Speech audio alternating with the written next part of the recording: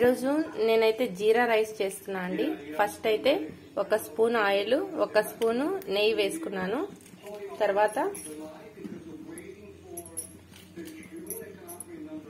జీరాని నానబెట్టుకున్న జీరాని ఇలా వడగట్టి వేసుకుంటున్నాను.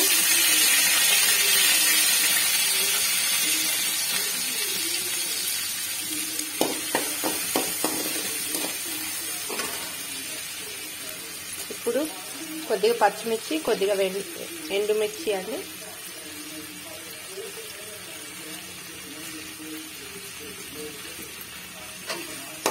వేసుకోవాలి.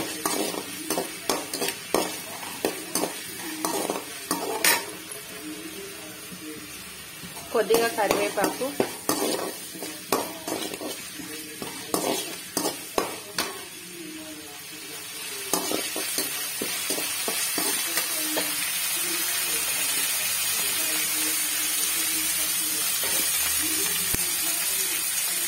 ఆనియన్,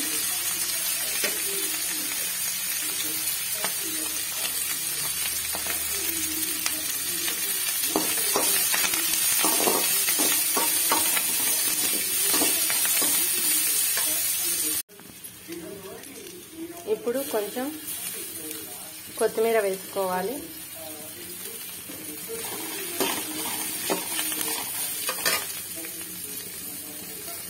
తగినంత సాల్ట్,